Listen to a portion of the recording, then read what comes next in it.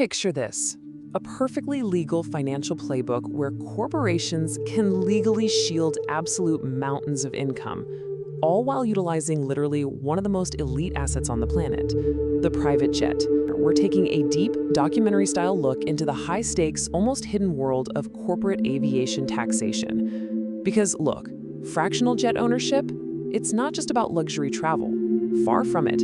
It's actually a masterclass in financial engineering and tax strategy that literally saves corporations millions and millions of dollars. To really grasp the massive scale of what we're talking about today, just let this number sink in for a second. $2.5 million. That is the Section 179 expensing cap for the 2025 tax year alone. What does that mean for you? It means a corporation buying a fractional share in a private jet has the potential to just immediately write off up to $2.5 million of that purchase price right out of the gate. We are talking about a staggering immediate deduction that completely restructures a company's multi-year taxable income. The financial stakes of getting this right are absolutely incredible. So here is our flight plan for today. 1. We'll cover the new depreciation landscape.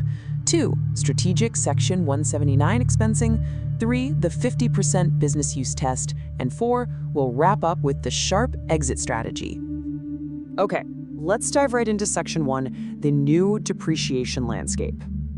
Everything in this space completely shifted recently with the passing of the One Big Beautiful Bill Act, or OBBA.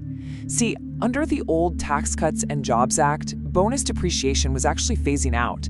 That meant an early 2025 purchase only netted you a 40% first-year bonus depreciation. But now, for fractional interests acquired and placed in service after January 19, 2025, OBBA permanently restored a 100% first-year bonus depreciation rate. This is an absolute game changer for cost recovery. But you gotta be careful here, because the IRS has set a pretty strict trap. A jet doesn't magically become a tax shield the second you sign the paperwork. The U.S. Tax Court has ruled time and time again that legal title transfer just isn't enough. The aircraft must be officially placed in service.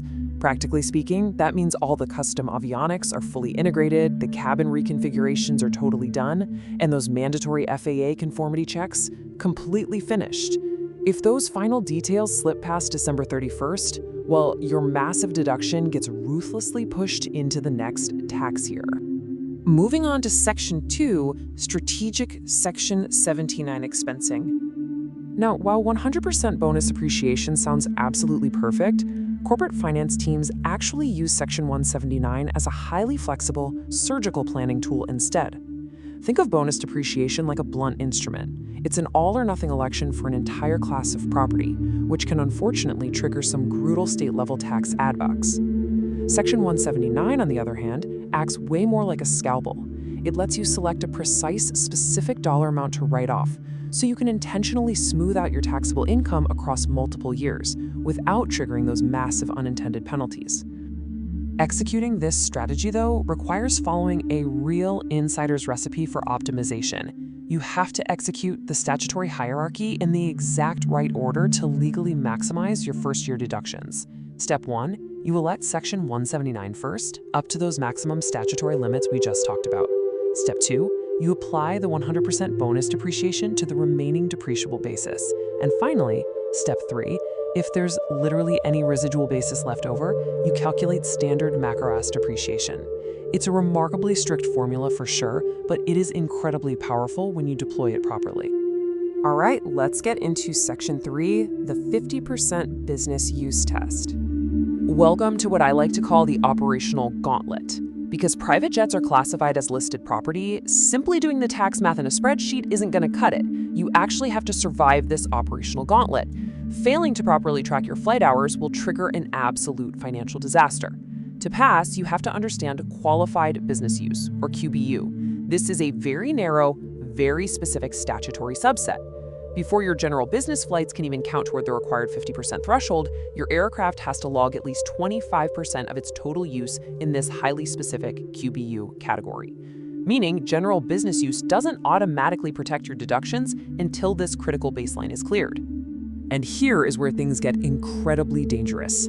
The IRS strictly excludes certain types of flights from that 25% QBU test. We're talking flights provided to 5% owners, related party flights, and flights provided as compensation to non-5% owners. None of those count toward that minimum. It's a terrifyingly easy mistake, right? A company lets their executives use the jet for some standard perks, only to realize later that those exact hours just disqualified the entire aircraft from millions in accelerated depreciation. So, how does this actually work? Let's look at a successful real-world scenario. Imagine a 600-hour executive flight profile. We have 30% unrelated charter use, 25% related party business use, and 45% personal entertainment. Because that unrelated charter use hits 30%, it clears that strict 25% QBU hurdle we talked about. That unlocks the related party hours, allowing them to be added together. So 30 plus 25 equals 55% total business use. Boom, they safely passed the 50% test. But honestly, the tension never really ends. If your aircraft passes in year 1, but then falls below that 50% predominant business use in literally any subsequent year of its recovery period, you trigger recapture mechanics. The IRS steps in and ruthlessly claws back those prior accelerated deductions. You're suddenly forced to switch to straight-line depreciation prospectively, and you actually have to recognize ordinary income in the year you failed the test. It's a massive, massive financial penalty just for poor flight logging. And hey, even if you pass the flight hour tests, you still have to navigate the passive loss maze. Very often, to save on state sales tax, companies will place the jet in an LLC and lease it back to their main business. But doing this triggers what's known as the rental trap. It takes those multi-million-dollar depreciation deductions and makes them entirely passive, meaning they are completely useless against your active income. To rescue those deductions, tax advisors rely on a grouping election, which legally ties the aircraft leasing activity directly back to your highly profitable active operating business. Finally, let's look at Section 4, the sharp exit strategy. Eventually, the company is going to exit the fractional program.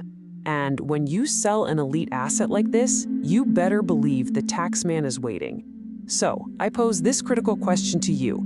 How do you legally calculate your taxes when it's time to sell a mixed-use corporate jet?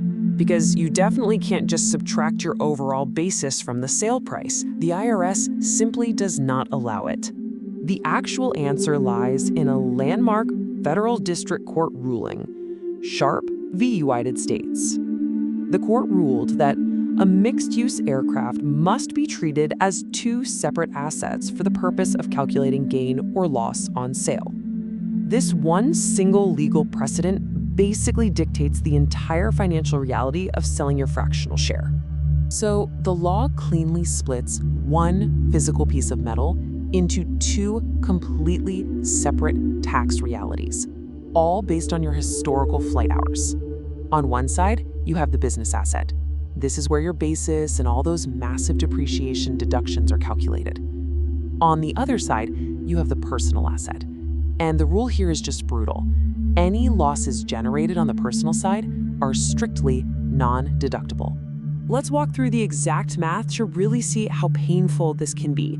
Imagine a jet bought for $1 million, used 70% for business and 30% for personal. You took $500,000 in depreciation on the business side over the years, and later you sold the jet for $600,000. Well, following the sharp allocation, your business portion actually realizes a taxable gain of $220,000. So you have to pay taxes on that gain. Meanwhile, your personal portion calculates out to a $120,000 loss.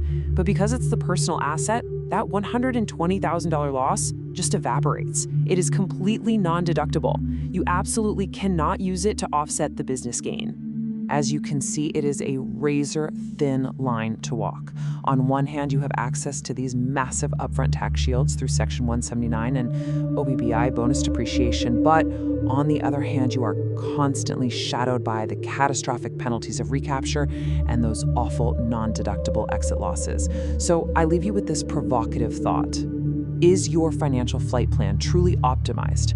Fractional jet ownership is an incredible tool that actually saves millions of dollars for sure, but only if you rigorously respect the strict boundaries of the playbook. Thank you so much for joining me on this explainer. Keep learning, and I'll catch you next time.